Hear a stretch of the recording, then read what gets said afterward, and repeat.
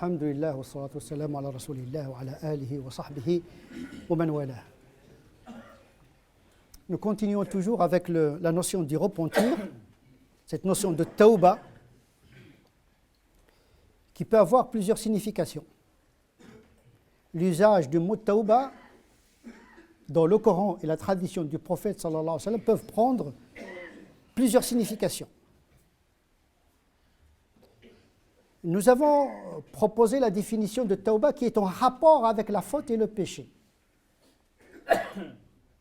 La notion de tawba, classiquement, un acte qui vient toujours après la faute. C'est la définition commune, classique, ordinaire. Mais parfois, tawba peut signifier l'obéissance générale et globale, et qui est indépendante de la faute et du péché. Si l'on considère que tawba, c'est un retour à Dieu, c'est ça le sens étymologique, tawba, ça veut dire l'auba, ça veut dire un retour à Dieu. Et si l'on considère que l'homme, par nature, est géré par les lois du désordre, de l'entropie, de l'éloignement, de la distraction, de l'oubli, eh bien toute obéissance est un rappel, un retour à Dieu, c'est-à-dire un repentir. Toute obéissance est un repentir, parce que la nature humaine est, par nature, tend vers l'égarement. Et l'obéissance, elle rétablit l'ordre par un retour à Dieu. Donc à cet égard, la notion de tawba, elle résume la vérité de toute la religion musulmane. C'est pour cette raison que Dieu exprime son amour aux repentants, c'est-à-dire aux obéissants. Son sens également contient la notion de la transition, l'évolution, la migration, le passage d'un état inférieur à un état supérieur, un état moral inférieur à un état moral supérieur. Et donc, le repentir, c'est un mouvement qui porte le croyant vers la rencontre de Dieu. Puisque tawba veut dire le retour, veut dire la transition d'un état inférieur à un état supérieur, et donc c'est un mouvement vers Dieu, abstraction faite de la notion de la faute. Un passage de l'incroyance à la croyance, un passage du non-islam à l'islam, de l'islam à l'iman, de l'iman à l'ihsan, qui est l'état supérieur en matière de spiritualité. I'budillah ka'annaka tarah. L'ihsan, c'est l'accomplissement. Le prophète l'a défini comme une rencontre avec Dieu, d'une certaine manière. Le sentiment de la présence de Dieu à tout instant dans la vie du croyant. Et donc, tawba, c'est une progression, c'est une évolution spirituelle et morale dans le sens du retour. Parce que la vérité est ici circulaire. Ça veut dire que la vérité n'est pas forcément devant nous, elle est derrière nous. Et donc, tawba, c'est un retour à l'état initial, c'est-à-dire l'origine divine. Donc, la progression, l'évolution, en matière de spiritualité et de découverte de Dieu, se fait par un retour à tawba. Puisque l'éducation, la vie sociale, économique, font qu'on s'éloigne de notre prime nature. Et donc, tawba, c'est un retour, étymologiquement parlant. Et donc, tawba, elle résume presque tout le projet que doit réaliser le musulman. Nous avons défini tawba comme un sentiment de regret. D'abord, reconnaître, il est en rapport avec la faute, reconnaître la faute, la regretter, quitter la faute, ne pas rester dans l'état de péché, de sortir de cet état de péché, avoir la volonté de ne pas récidiver, de ne pas refaire la faute, et puis demander à Dieu le pardon, l'istighfar, qui est l'articulation de la demande du pardon, istighfar. Sauf que l'istighfar il peut être indépendant de la notion de la tawba en tant que dhikr. Le musulman, parfois, il passe un moment de l'istighfar. Astaghfirullah, astaghfirullah, astaghfirullah. C'est une pratique verbale. Sans avoir présent à l'esprit une faute particulière. Donc l'istighfar, ça, c'est demander le pardon de manière générale, sans avoir à l'esprit une faute particulière, alors que la tawba, elle est en lien avec une faute bien précise.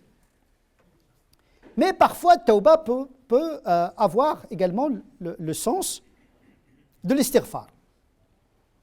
Il y a une règle sémantique qui s'applique d'ailleurs à un autre domaine, qui est l'islam et l'iman, qui sont deux concepts coraniques. Quand les deux vocables sont cités dans un même verset, ils ont des significations différentes, mais si l'un de ces deux vocables est évoqué seul dans un passage, eh bien, il prend la signification de l'autre. C'est-à-dire que l'iman, il devient islam, l'islam devient iman lorsque les deux vocables sont évoqués dans un même verset ou bien dans un même hadith. Par contre, si l'islam est évoqué tout seul dans un verset ou dans un hadith, il prend le sens de l'iman. Quand les deux vocables se réunissent dans un texte, leurs significations sont distinctes. قالت الأعراب آمنا, les campagnards prétendent être des croyants. قل لم تؤمنوا, dis-leur qu'ils ne sont pas encore des mu'mins. ولكن قولوا أسلمنا, dites que vous êtes musulmans.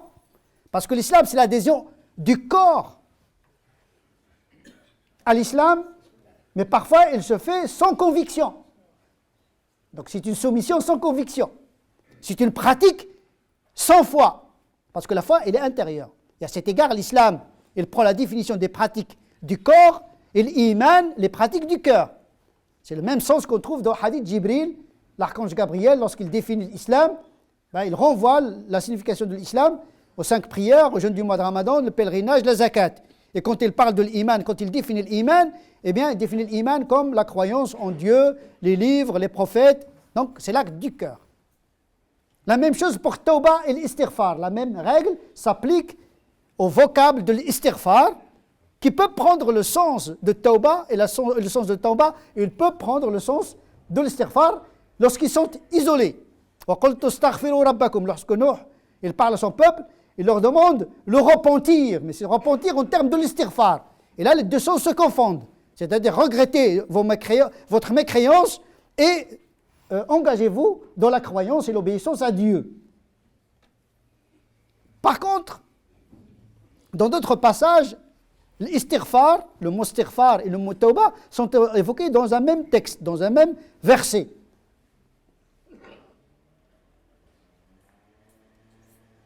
Istaghfiru rabbakum thumma tubu ilayh. Demandez le pardon à votre Seigneur et repentissez-vous.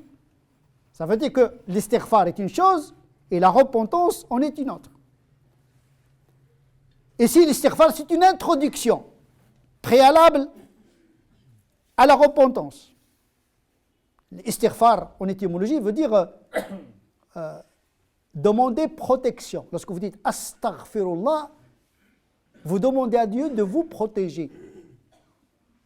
Aujourd'hui, on utilise astaghfirullah pour n'importe quoi, pour meubler les discussions. Dans les cafés, etc., astaghfirullah, c'est venu, même des non-musulmans l'utilisent aujourd'hui dans les banlieues. La banlieusardisation de l'istighfar. Non, mais l'istighfar, il faut savoir, quand on dit astaghfirullah, c'est une prière. On demande à Dieu qu'il nous protège des conséquences du péché, dans ce moment et dans l'au-delà. L'origine de l'istighfar vient de al-mighfar, le casque militaire. Les gens, quand ils allaient au combat, ils mettaient un mighfar, c'est-à-dire un casque de protection.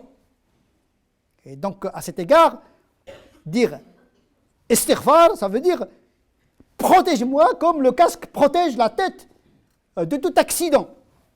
Et le péché, c'est un accident. Il peut être fatal dans son effet et dans ses conséquences. Donc l'istighfar, c'est un préalable au repentir, selon ce verset.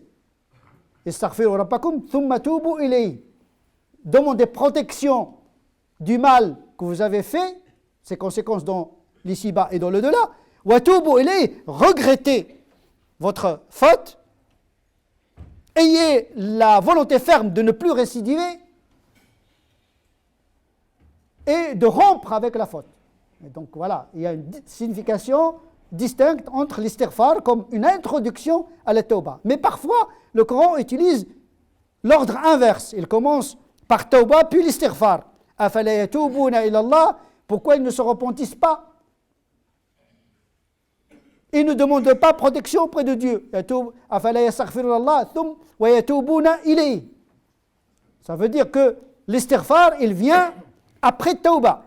La tauba étant le regret, la volonté ferme de ne plus refaire le péché, de rompre avec le péché. Mais l'istighfar, il vient comme à la fin de tauba. Parce que le musulman, de toute manière, il est entre deux péchés. Il y a un péché passé, donc il doit faire l'istighfar, demander protection des conséquences du péché perpétré. Mais parfois, l'istighfar, il vient après la tauba, comme une demande d'une protection d'un péché futur possible.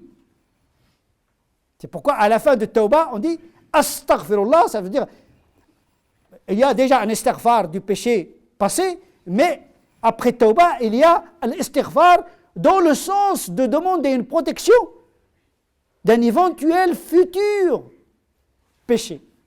Donc on voit que parfois la repentance concentre le sens de l'istighfar et vice-versa, et parfois l'istighfar, c'est une demande, une prière de protection du mal et des conséquences d'une faute passée ou bien d'une faute qui est possible, puisque nous sommes toujours dans le risque de récidiver et de refaire la faute. À cet égard, l'istighfar, il vient avant tauba, il vient après tauba, il fait partie de tauba, et parfois l'istighfar, il signifie la totalité de la tauba. نسأل الله عز وجل أن يجعلنا من الذين يستمعون القول فيتبعون أحسنه أولئك الذين هداهم الله وأولئك هم أولو الألباب اللهم اهدنا فيمن هديت وعافنا فيمن عافيت وتولنا فيمن توليت وبارك لنا فيما أعطيت وقنا واصرف عنا شر ما قضيت فإنك تقضي ولا يقضى عليك وأنه لا يذل من واليت ولا يعز من عاديت تباركت ربنا وتعاليت اللهم من أراد بهذه البلاد وبالمسلمين خيرا فوفقه لكل خير ومن أراد بهذه البلاد وبالمسلمين شرا